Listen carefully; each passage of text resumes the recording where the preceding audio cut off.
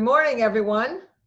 I'm Tara Barney. It's nice to see you all today. I head up the Chamber of Commerce, and often at this time over past weeks, we've hosted a call where we've invited the boards of the Chamber, the Coalition, Gauge, and some others that are commonly interested in how our region is doing to spend an hour together and keep us all in sync. Today, we're doing a broader version of that, and so many others will be joining this call. We've invited elected officials from throughout the region and others in the Chamber and Coalition constituency that have an interest in what the impacts of COVID-19 over these past months have meant so far and are likely to mean on the flow of tax and other dollars to our state and local governments. We're all, I think, rightly proud, and we recognize that Indiana has done a very solid job of building a reserve and managing its fiscal capacity effectively over the past years. And I won't speak for the governor or any of the state elected officials in this call, but I have to think that the past few months have dealt a blow that is going to require some adjustment. And I think that it's in all of our best interest to understand as much as we can about what that adjustment looks like, certainly at the state level, but to the extent that our featured guest today is able to share with us, I think there'll be some context on what it looks like for our local governments as well. So we're all in this together. I've said that more times than you want to hear, but I think how we come out of having our economy closed for several months and manage the reopening and manage what it means in the way that our state and local governments are able to deliver and support the services that we historically look to them to manage. It's going to be something that we're all going to want to be both knowledgeable about and supportive over these coming months. So that's my sales pitch to launch us today. Those of you that are regulars in this call know that we encourage you to use the chat feature. It's down at the bottom. There's a little bubble there. So if you're not a regular on Zoom calls, find the chat feature. And we'll have that available. I will watch questions. I'm going to turn this over to our guest in just a moment, and he will certainly speak for himself. But I think that this is meant to be a conversation that if you have a question on a particular slide or something, put it in the chat, and I'll try to make sure we get those recognized and we keep this a very productive hour for all of us. So without further ado, I'm going to tell you that as many of you know, I'm a two-year Hoosier now. And every state I've ever worked in has a neutral entity that is in the role of paying attention to how the state makes funding and spending decisions over time. And the Indiana Fiscal Policy Institute is that for our state. And they've been at it for, looks like 35 years. I don't think Chris has been at the helm for quite that long, but I have had the pleasure over the past few months of listening to presentations he has made to the Indianapolis community and to the South Bend community. And I thought it was both highly relevant and readily understandable by people like me who are still getting our hands on exactly how certain aspects of property taxes and those sorts of things work in the state of Indiana. So I think it'll be an enlightening hour for all of us. I do want to take this opportunity to thank you, Chris, for being with us. And we've got the slides queued up, so I'm going to offer the floor to you, sir. And we very much appreciate you being with us today. Thanks, Tara, and thanks everybody for signing up today. I'd say I'm the opening act for the governor on Friday, so I'll try not to be too pessimistic. I will say that looking at some of the what the data tells us, Southwest Indiana is actually in a pretty good competitive position compared to some places where I've made this this presentation. I mean, certainly things are grim all over. I'd say don't shoot the messenger, but since this is virtual, that doesn't seem like much of an immediate threat. I've also used the same joke that a great social distancing tip for all of you, just start talking about state and local fiscal policy and watch everyone within 6 feet of you take a huge step back. But I appreciate you kind of signing up to dive into the weeds on some of this stuff. And Vicki, thanks again for driving the slides, and we can go to the next one, please. So to start with just a few very obvious takeaways for the presentation, as Tara mentioned, Indiana has done a great job of building over the last decade a strong surplus, and I'll talk a bit about how that compared to other states. But we built a significant rainy day fund, but now we're in sort of an economic typhoon that's affecting us and most other states. We're all sort of in the same boat if misery loves company. And we're looking at about a 10% revenue shortfall over this biennium based on the best estimates that we have so far. And we're really in a situation unlike many downturns in the past, because we're really dealing with three crises that we have to solve in order. We have to, fix and mitigate the public health challenge in order to open the economy, restart, the flow of revenues, and start dealing with the state budget crisis that certainly, given the scope of the deficit we're facing, will hit every part of our state and local budget. Turning to the local side, in a lot of ways, local revenues here in Indiana haven't even yet recovered from the Great Recession a decade ago. And since then, our local tax structure has become more volatile, and I'll talk about what that means later. And local government faces, in some ways, a more challenging sort of domino effect of accumulating fiscal impacts from the pandemic that, if we're not careful, could hang around with us for another decade or more. Next slide, please.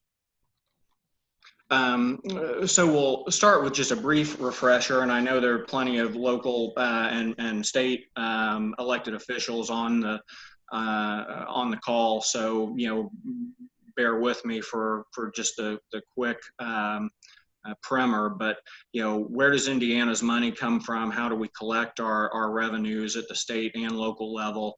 On the state side, you see that almost half our general fund comes from sales taxes, and with individual income kind of coming in a close second.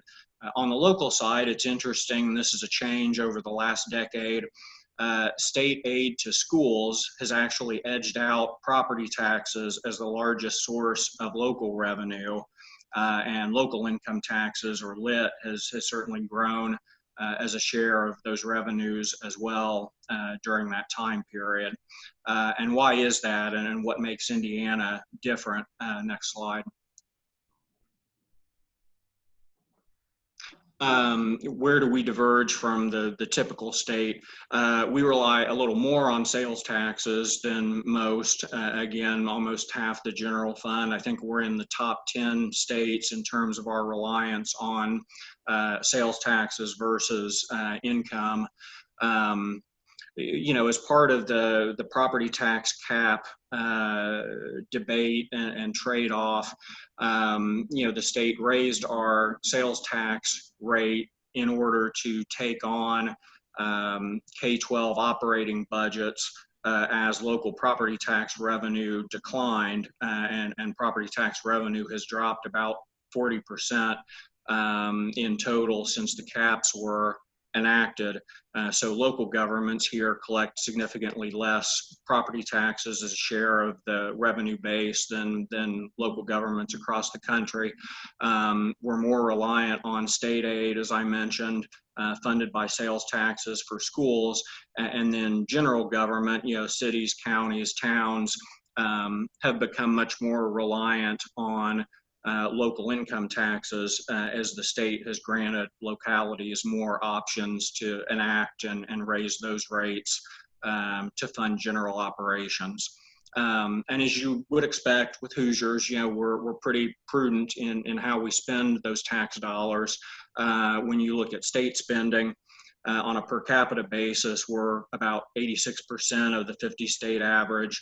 And on the local side, it's even a little lower, about 75 cents on the dollar per capita compared to local governments across the country. But all that fiscal prudence has left us in, or did leave us in, a pretty good position. Next slide. So when you think back 2020, well, we had a pretty good 8-month run anyway. Coming out of 2019, as we've mentioned, we'd built up a $2.3 billion surplus. That's about 14% at the time of our annual expenditures, compared to the average state, which is more like 8 or 9%. So we built up a decent reserve. We were beating our revenue forecasts, and actually in 2019 had the best state revenue growth since 2012. July through December, the first 6 months of fiscal year 2020, revenues even outperformed the budget plan by a little over $200 million.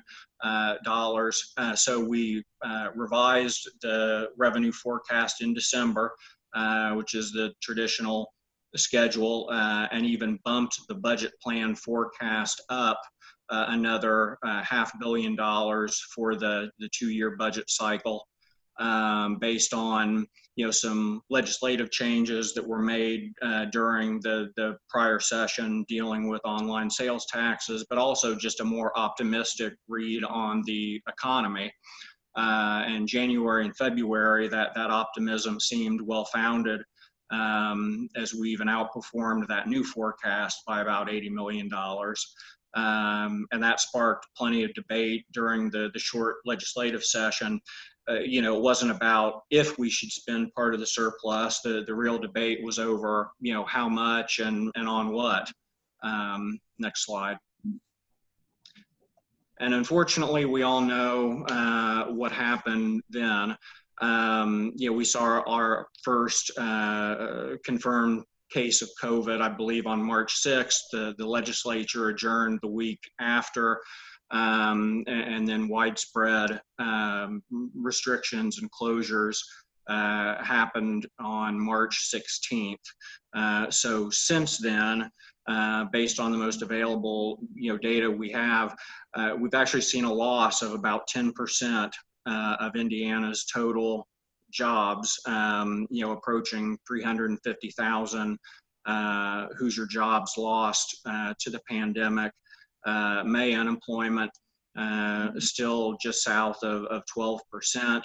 I made the little circle down here, the Southwest region. Your 5 counties are doing a little bit better than the state rate, but certainly double-digit unemployment is calamitous situation, and across the nation we've continued to see the highest unemployment since the Great Depression. Jobs are starting to come back, but the big question is how much unemployment will persist the rest of this year and into next year, depending on the pace of how we're able to reopen and sort of the lingering effects of all of this economic disruption. And we saw GDP nationally decline by 5% just in the first quarter, which is the biggest quarterly drop since the Great Recession of 2008, 2009. Next slide. So how is this, this started to hit revenues right away, and I've kind of given a little chart here showing the impact by month that we know so far of what the pandemic has done to state revenue collections. So basically, over 10 weeks, we lost more than $1 billion of state revenue. And we don't know what June looks like yet. We expect the June revenue report to come out later this week, but the best estimates are that that loss will approach $2 billion for the fiscal year, maybe a little shy of $2 billion. And I'll draw your attention to that April number, which is especially ugly. And go on to the next slide. So April, part of that is more of a cash flow issue. April is typically the biggest month for state revenue because of tax day. But when we delayed the filing deadline till next week, July 15th, you saw a lot of Hoosiers take advantage of that extra time, and that accounts for, OMB estimated about 80% of that huge shortfall in income taxes in April. So we're slowly seeing those returns and year-end payments come in to sort of backfill that. But in May, revenues were down another, 233 million, 20% off the monthly forecast. Income taxes were down 16%. But again, part of that were those catch-up payments from the tax day delay. So the shortfall on income taxes has been, closer to 20% when you try to adjust for for just the tax timing issue. And on the sales tax side, we've seen consistently in April and May about a 15% shortfall, and we'll be curious to see if that persists into June, as we've seen, some gradual reopening and corporate gaming, down the line, significant reductions. Next slide. And I'd like to say another word about sales taxes, being our largest source of general fund revenue. And typically what this chart shows, this is since 1998, kind of the annual change in sales taxes, which is sort of the orange line, versus income taxes. And usually sales taxes are a little bit more stable than income. If you think about it, even if a household is hit by, a job loss or a pay cut, that household spending continues at a certain level, and sales taxes hold up a little better, even through a recession. This time is a little different. Not only do people have less money to spend, we also have fewer places to spend it. So we've seen, sales taxes decline pretty significantly in tandem with income taxes. Now, as we start to reopen, will sales taxes rebound as well? Will consumer confidence start to or continue to tick up? And frankly, with the numbers we're seeing now, will we continue to reopen at the same pace? Will we need to continue this pause? Will we need to regroup in terms of what we are able to do? So we've got some big question marks out there. But if sales taxes continue to decline anywhere near the same trajectory as income taxes, that could be pretty traumatic for Indiana's budget, given our reliance on that source of revenue. So speaking of speculating about the future and what it holds, the next slide.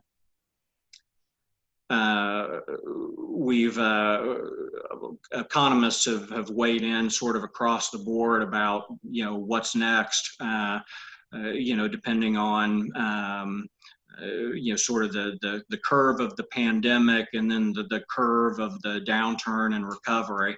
And we've talked about the traditional sort of V-shaped recession, sort of the sharp decline followed by a pretty sharp rebound, or more the U-shaped, where there's more of a trough at the bottom. Some have suggested that this recession could be more of a Nike swoosh, sort of that very rapid decline as things were closed down in March and April, followed by a slow but steady climb up through the end of 2020 and into 21, with most economists saying the odds are, even towards the end of 2021, will still be slightly below 2019 levels of economic activity. So that remains to be seen. Next slide. But what would that scenario mean to Indiana's budget at the state level? Well, so the best projection we have so far, based on, economists around the state that we talk to, and then, the state budget agency itself, if we fall short by approaching $2 billion this fiscal year, which just ended, and then almost another $2 billion in fiscal year 2021, which is sort of consistent with that swoosh idea, a steady rebound, but still finishing below what we saw in 2019. The shortfall could be $3.5 billion. It could approach $4 billion for the biennium if the downturn is a little more severe. I include this projection from Moody's, and they figure things a little bit differently in order to make apples to apples comparisons across states. But I thought it might be useful just for that comparative nature. They did this report called Stress Testing States. And I note sort of our shortfall based on their calculations versus the surrounding states. And I think it does show that we also have some structural issues that we might want to take a closer look at in terms of the breadth of our tax base, and also just some issues with our per capita income, employment, our tax potential. Certainly isn't perhaps on par with other states. So we could see maybe a sharper decline than some of our neighbors. Next slide. Chris, could I interject for just a second since you Please do. that? Could you say another sentence about what some of those structural adjustments might look like? Well, so, and this may be an obvious point, but when you look at our economy and our economic structure and how it affects the job market, I don't think these are controversial statements. Our educational attainment is a little lower than the nation as a whole. So our mix of jobs, that require a college degree tend to be a little lower too, and wages follow that. So we do have some issues where, lower skilled jobs are more vulnerable to recession, more vulnerable to automation. So, when we're collecting 85 cents on the dollar from sales and income taxes that depend on the earnings from those jobs, that's where you get sort of a deeper economic challenge that you need to look at. Does that make sense? It does, and I appreciate you elaborating on that. We've been doing a lot of work on here, looking at our mix, which is heavily manufacturing, and some of the impacts that diversifying our mix can have. So I was guessing that was part of it, but I appreciate you clarifying that. Thank you. Well, and it's certainly, and don't take any sort of, pejorative comment about, manufacturing, especially now that I think much of our manufacturing sector has sort of transitioned or evolved, into that advanced manufacturing realm that does require, education beyond high school, more advanced skills. So we're on that curve. Maybe we can move a little faster on that curve. Would probably be the where we need to go. Yeah. So the challenge, I said we we may need to invest more in education, but then you see what the biennium looks like based on the $3.5 billion potential hole that I just mentioned. Now the governor has already kind of drawn a line in the sand. We want to protect K-12 through the end of this budget cycle. which certainly the wisdom of that is self-evident. Higher ed has already sort of taken the initial hit for that with an announced 7% cut at the state budget agency meeting a couple of weeks ago. Notable for this region, I know you all put transportation and infrastructure investment pretty high on your regional agenda.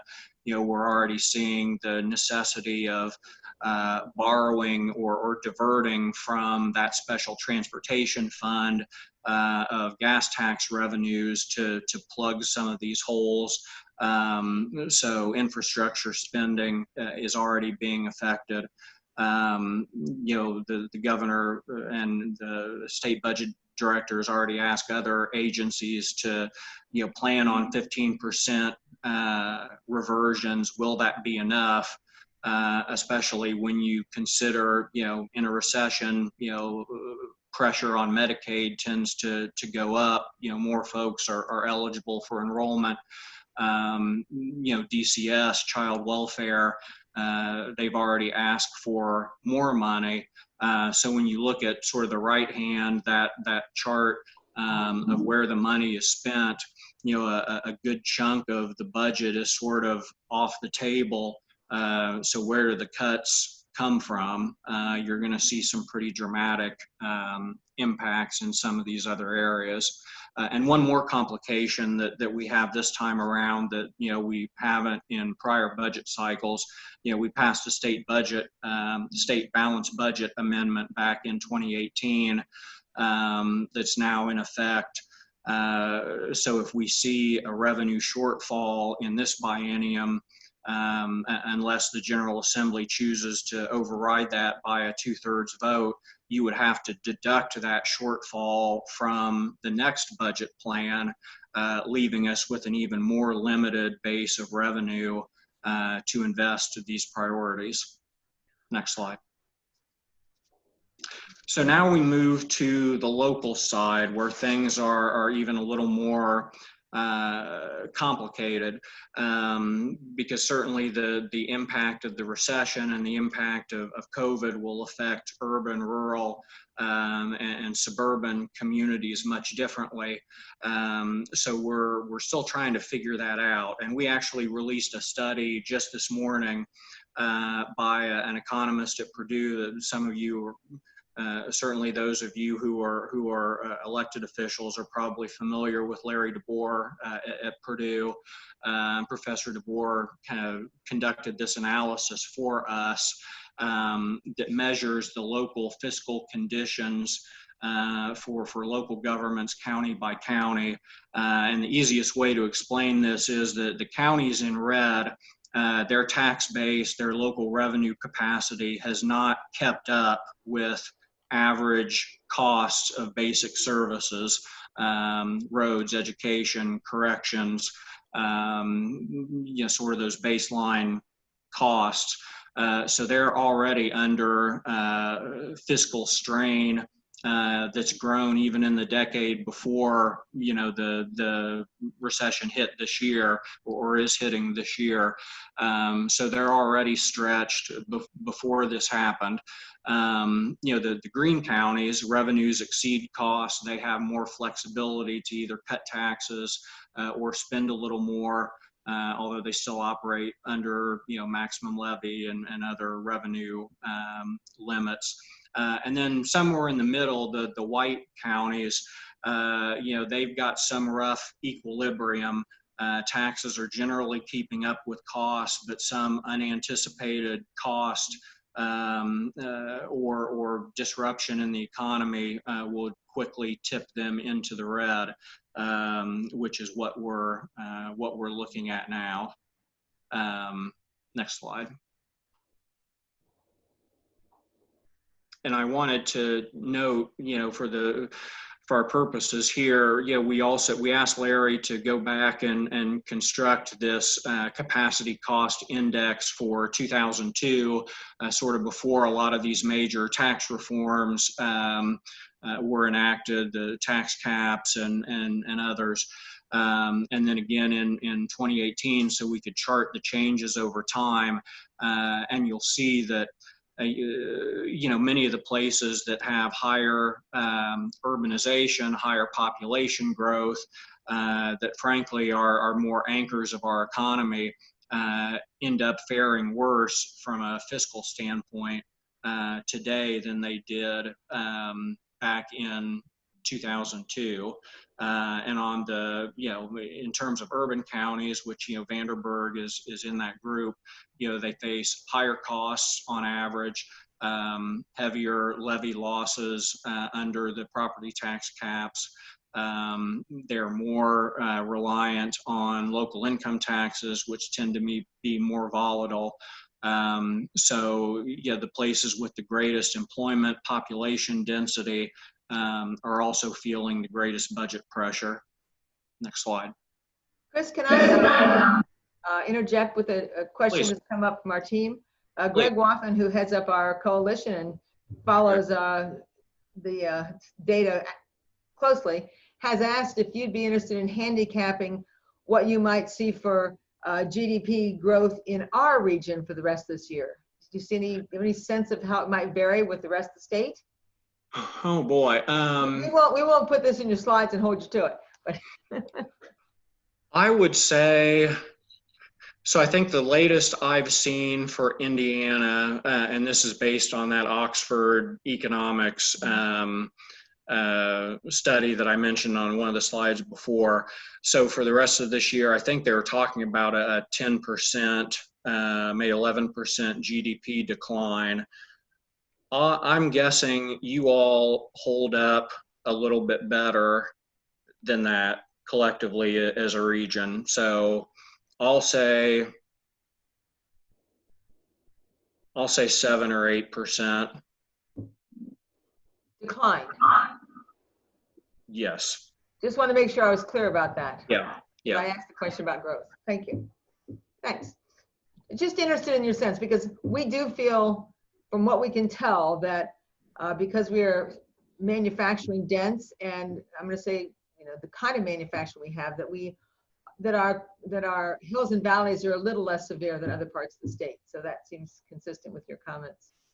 Yeah, and it is interesting. So thinking back, and I want to be mindful of time. One of the big reasons that the December revenue forecast was adjusted upward was a more optimistic view of light vehicle sales.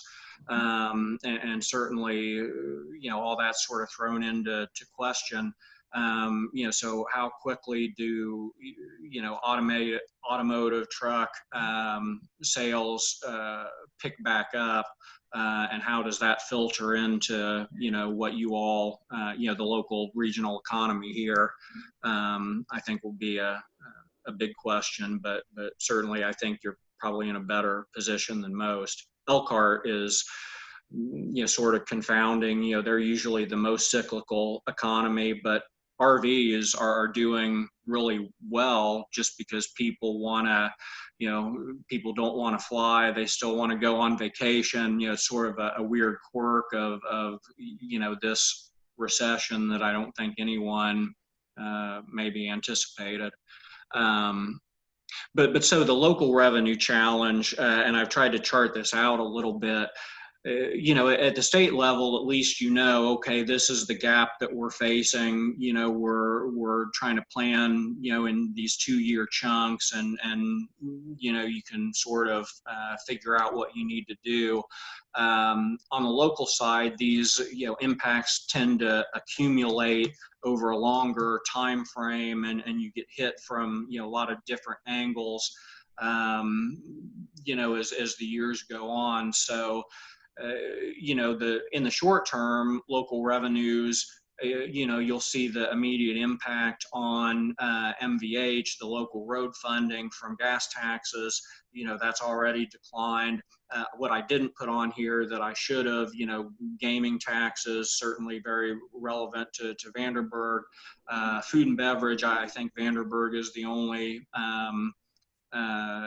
county in the region that has a food and beverage tax, but you're already seeing the decline there. So those are sort of the immediate impacts, this year into next year. For local income taxes, it's a little different because the state collects those taxes and then calculates the distributions, county by county based on the prior year tax returns. So the job losses and the wage losses that we're seeing now in 2020 won't actually hit local budgets until the lit distributions of 2022, if that makes sense. And same with property taxes in terms of disruption to real estate this year shows up in assessments next year, and then tax bills the following year. And so you see those effects sort of continue on, and then you get into even longer term, challenges with, the maximum levy and other constraints on the local revenues. Next slide.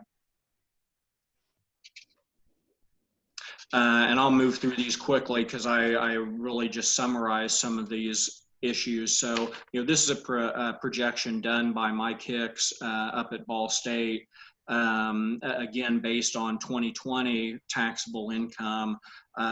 He feels, again, with that swoosh recession recovery model, that statewide local income tax losses will be north of $300 million. So that's an average 10% cut from the 2020 distributions that are based on 2019 tax returns. So that's what you'll see hit your budgets in 2022. And that's especially egregious for, these urban counties, Vanderburgh among them, that tend to be more reliant on local income taxes. Next slide. Property values. This map shows the change in assessed value in 2010 to 2013. Again, showing that lag. The trough of the recession was in 2009, but the assessed value is sort of a lagging indicator that then will continue to show up in property tax collections for years after that. So this downturn, how much will it affect the housing market? And how will other issues, global trade, commodity pricing, also start to affect agricultural assessments and the formula used to assess farmland, which certainly will be, relevant to the counties, well, not Warwick, but the other counties outside of Vanderburgh. Next slide. And also sticking with property taxes, we've talked a little bit about the impact of the tax caps. Tends to hit urban counties a little bit harder. They start with higher costs, so they charge higher property tax rates on average. So they push more properties up against the caps. There also tend to be more overlapping layers of government competing for that space under the caps. So they tend to suffer more tax cap credit losses as a percentage of the overall levy. So we'll see that, hit, again, probably hit Vanderburgh a little more than most. We also have this longer term issue. So we also have an upper limit on property tax collections, the maximum levy.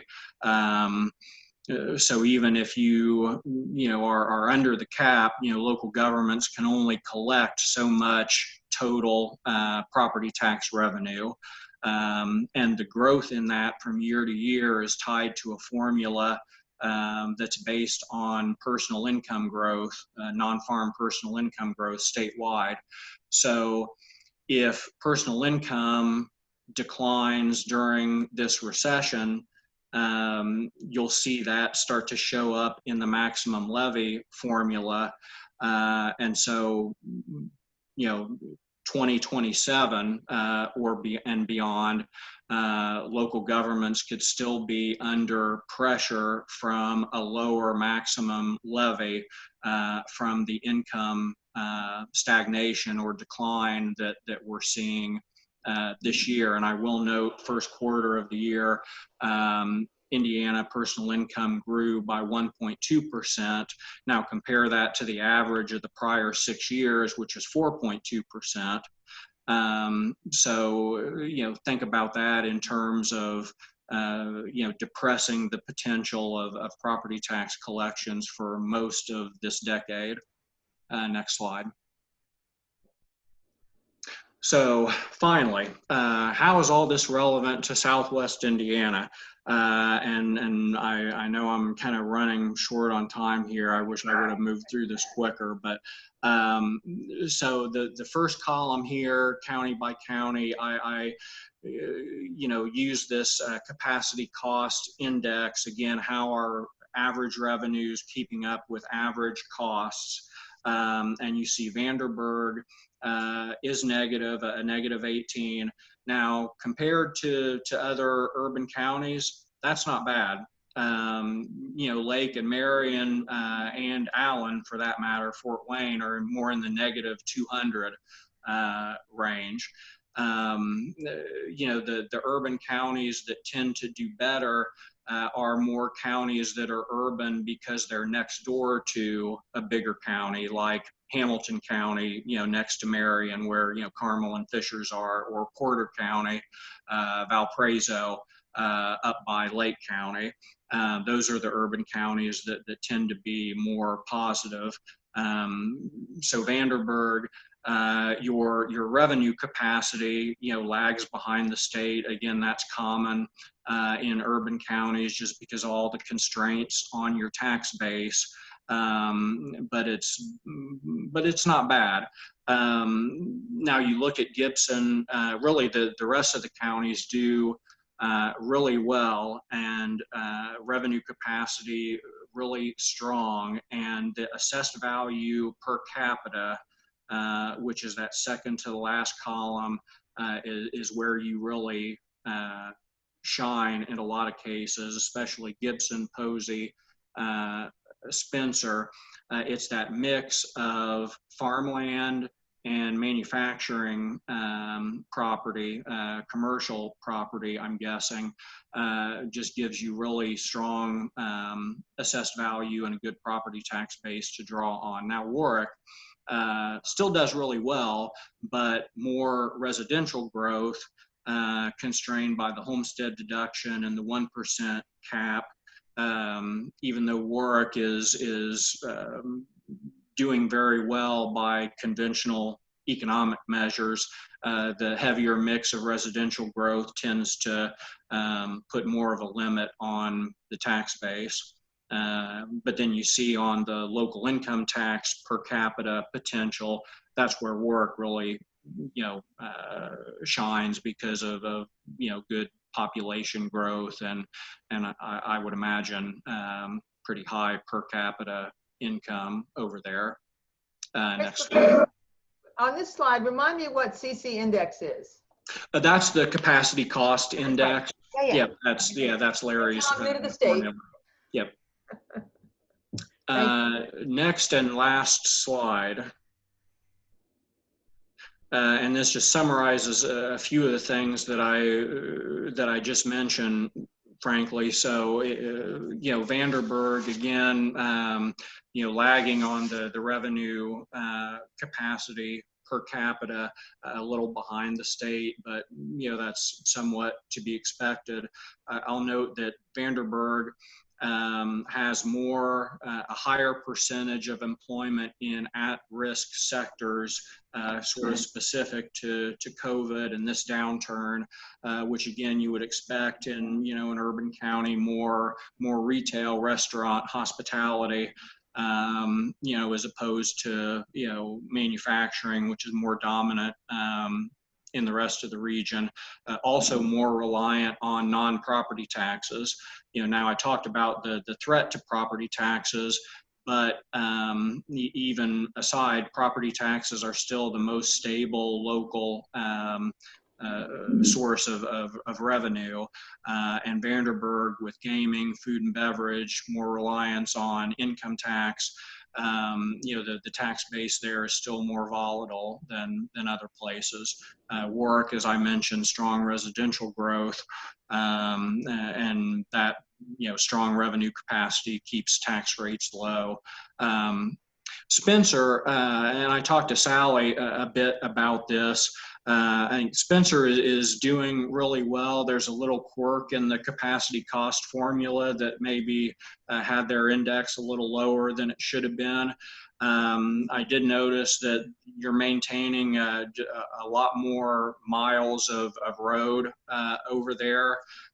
So there are just some quirks of cost in Spencer County, infrastructure, and also more folks living in the smaller towns over there. So maybe the average costs are a little bit higher, through no fault of of any of the policymakers there, just sort of how things are structured. But then I mentioned sort of the stability of the tax base in Posey, Gibson, Spencer, based on farmland, and the manufacturing mix, leaves you in a really good position. Whereas Vanderburgh, the volatility, some of these issues of how steep is the downturn and how quick the recovery will have a lot to do how Vanderburgh and Evansville gets through all this. I should probably turn it over to any further questions. I'll make a couple quick closing remarks at the end, but I want to leave plenty of time for questions that folks might have. I'll do my best to answer, or at least try to get the answers. Please feel free to unmute yourself if you have a question. I appreciate you sending them through the chat during the presentation, but it's a free-for-all now, so I know that people are on here from various parts of our region, and I think it's a nice opportunity to ask any questions that you'd like to dive a little more deeply in. So I'm going to open the floor, and you can open your mics at this point if you wish. And real quick, I know I sort of rushed through that whole capacity cost discussion and formulation, but that study is available on our website, and I think Tara might send it around too. So you'll have sort of all the good narrative describing how that works exactly. Yeah, we want to keep state fiscal policy at the top of everyone's mind, so we will definitely send this information around to all of you. Thank you. Questions from the group? Because I've got a list, and I'll call on those of you that are on the call if you don't if you don't have questions. But I know that there are some local elected officials on here. I hope this is useful to you. Certainly I know that many of the businesses that I can see are on this call are heavily anchored in one part of our region or another. So I understand that there'll be different thoughts from different parts of our region on this conversation. And I will say to the local officials out there, we've also got Larry working on sort of a phase 2 of some of this that is stress testing local income taxes specifically, just to sort of see how bad things can get in terms of affecting some of the county lit account balances at the state level, and sort of those policy issues that I know you'll all care about. So we'll have that analysis coming out later this summer, early fall as well. I do have a question, Chris. We all know in our heads that we're down $1 million a month in gaming revenue in Vanderburgh County. Okay. And so that's an easy benchmark that we're all using. Has anybody looked at the impact of gaming statewide? Is there any thinking that there may be policy adjustments based on that? Because it does flow funds more heavily to certain parts of our states than others, depending on where the casinos are located. It does. So I know at the state level, I mean, gaming, when you combine, you know, the riverboats and the racinos, I mean, it's pretty much been zeroed out, you know, for April and May because they were closed. Now, I think they've been able to open on a limited basis, right? In stage 4, I should know that better than They're I open do. on a limited basis, but it's still a very limited basis, as I understand it, from our local operator, and I'm guessing statewide. Yeah. I mean, so it's right up there in terms of a combined revenue stream, but you know, frankly, I'm not sure what changes you would make. I mean, because they had to be closed. I mean, the public health priority sort of supersedes other considerations. So I think it's just one of those things you have to account for, unfortunately. So this is Sally. I would just add, I think, so they've been open at 50% capacity and stayed at that rate during this stage 4.5. So is where they're held at right now, is at 50% capacity. And the other thing that would impact them going forward is, you know, sports gaming became a thing last year and can be done offline for most of our citizens, but obviously there's not much sports betting going on because there's not much sports going on. So that's a slight, you know, that's new revenue that was really just coming in this year anyway from sports betting, and not a huge portion of that pie, but also been hit, even though it can happen offline. From a policy perspective, the things that you might look to, that policymakers might look to, but have been very uncomfortable with the past several years, would be doing more online betting and making gaming and that sort of thing available through your phone for more things besides just besides sports betting. So that would bring revenue in when we're social distancing, but I'm not sure that there are policymakers comfortable yet with expanding gaming in that way, is what they would see it as. Good assessment, Sally. I won't put any policymakers on the phone here, but other questions or observations to share with this group from all of you on the call?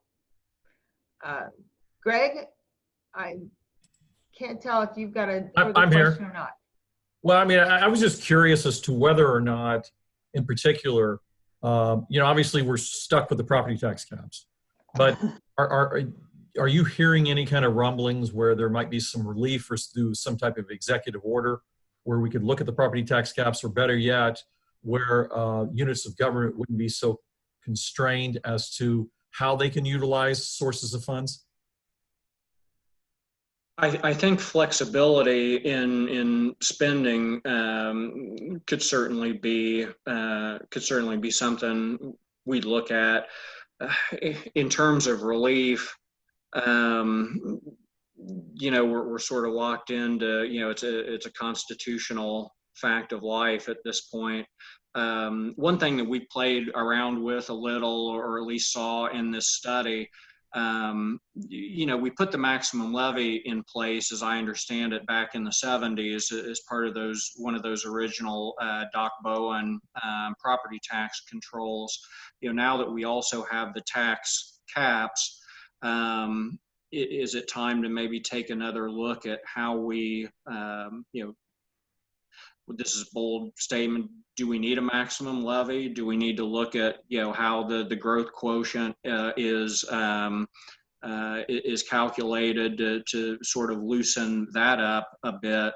Because that could be another way. I mean, you'd still, you know, especially in more urban areas, you know, you'd run up against the cap limits at some point, but it would still provide more more flexibility without, while still providing that level of protection to individual homeowners, business owners. So that might be something to take a look at.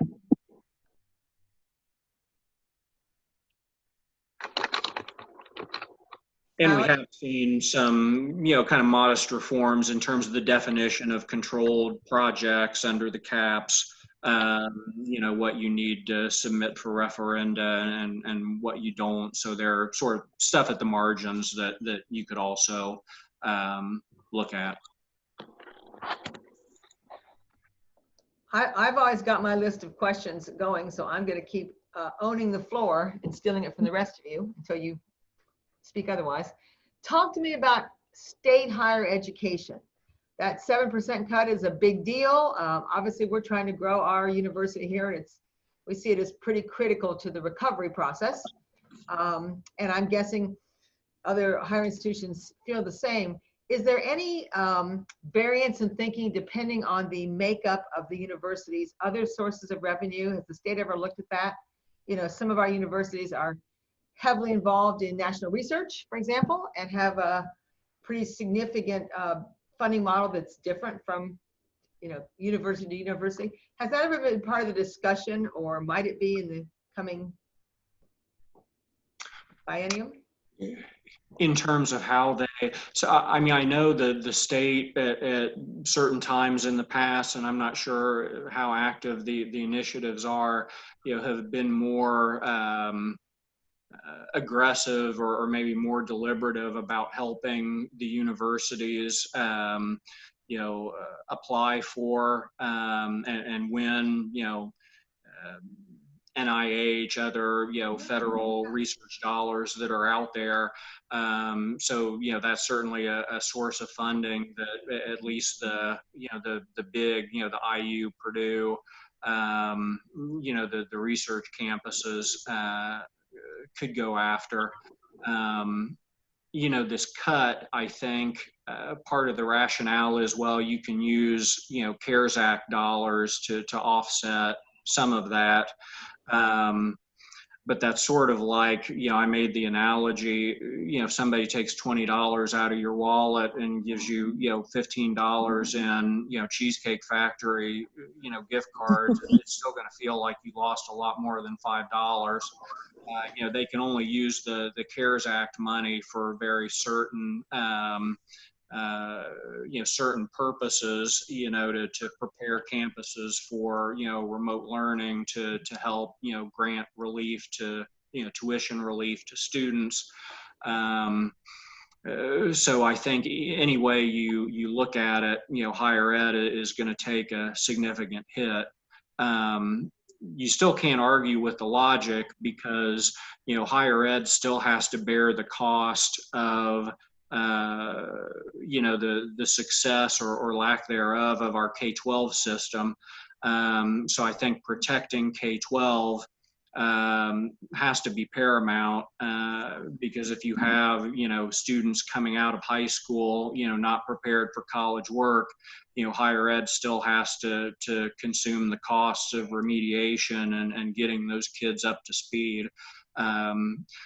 So you're just kind of stuck with making the best decision among a menu of really tough decisions. Well, I know that many of those are coming for us, and I wish I had a more optimistic or silver bullet answer for you, but. Well, it's fair to say that I know we're closing in on our time, so I'm not rushing this conversation, but I guess you told us this would be a challenging presentation. It certainly is. I guess we in Southwest Indiana should recognize that we've got a little more capability than some other parts of our state to work together and to make these tough decisions together, and to think about how we keep our region on as active a march out of this situation as we possibly can. One of the things that I know that we as community leaders are all very focused on is the need to back off of our recovery. And it seems like it may be a sector by sector kind of challenge that we're facing. There's a lot of media discussion about the challenges with retail and restaurants and that sort of thing. And they are a very big part of the sales tax equation here. So I'm guessing there's some refined policy thinking on how, if we need to adjust, what those adjustments might look like. Because, you know, you make a great point that I don't think about every day, and that is that, you know, restaurants and retail are the source of sales tax for our state, basically. Yeah, and you know, then that becomes the, you know, the source of K-12, and you know, it really does dominate dominate the state budget outlook. So the success of places like Evansville and really the urban counties that tend to be under the most budget pressure, you know, they also generate, you know, approaching a majority, certainly a strong plurality of taxable transactions. You know, so they're supplying in many ways, you know, revenues that then support schools statewide. So I think looking at ways to help, you know, places like Evansville and other, you know, kind of the bigger cities succeed and stay competitive, you know, you all will be the ones to sort of lead us out of, you know, lead the recovery in a lot of ways. If I know we're over, but if I could say one more word, you know, this analysis from Larry and you know, just looking at things sort of commonsensical, but it does show how economic development matters. How, you know, all the work that's been done here to sort of preserve that manufacturing base and attract new foreign investment, you know, make this a hospitable location to invest in manufacturing, really has provided that, you know, kind of floor of fiscal stability that you know, puts your region in a better position, you know, relative to a lot of places across the state. And you only have to look at sort of the East Central corridor, you know, where they didn't do as good a job, you know, not casting aspersions, but diversifying and replacing sort of the traditional manufacturing jobs that were lost. And they're under a much more grim situation heading into this today than, you know, say you all are. So I think the region working together and focusing on economic development and sort of continuing to do what you've been doing, you know, you can at least get through this with less, you know, less of a dramatic impact than a lot of places around the state, if that's at least in some ways comforting. Well, that is a very worthy note for us to wrap this up on. I want to thank you, Chris, for your time, for making these slides so relevant to us. I know that probably many regions are asking for your time, and we value it and appreciate it. And I promise we'll communicate it out. But I will amplify your last observation, because I think that we're all rightly proud of our manufacturing history here, but we often don't clarify that what's extraordinary about our region is our manufacturers are leading the edge of how they're moving into advanced manufacturing and into being very globally relevant. So not only do we have a great history, but I think we've got a great future in how we diversify our focus on advanced manufacturing and certainly the life sciences and those other growing sectors of our manufacturing economy that will allow Southwest Indiana to continue to be a bright spot in this state. So I want to thank everyone who joined this call. I think it's not as easy a chit chat as figuring out, you know, what you're going to do for, you know, for our retail sector, but it's important work, and it's good to have this many of our community leaders taking an hour to get our heads around how we're going to be thoughtful partners to our state and local governments as we not only work to get our businesses back on a more even keel, but make sure that the services and support that we ask of our elected officials and our state agencies and our local agencies are as well supported by all of us as they can possibly be. So I'm going to thank you all for your time today. Chris, thank you again. And look for communication with us on the nuts and bolts. It's great to have an organization like yours serving our state house and serving all of our elected decision makers. So thanks for what you do, not just now, but throughout the years, Chris. Well, thank you, and thanks again for having me. Our pleasure. Everyone have a good day, and hope to see many of you at the governor's lunch on Friday, either personally or by Zoom. So as you know, our lunch is going to be offered to you in many different ways. And we're happy to have the governor with us, and we are honored that he's coming to Southwest Indiana for one of his first forays out of the India State House area. So look forward to seeing many of you then. Thank you for being with us today. And with that, we'll end our call.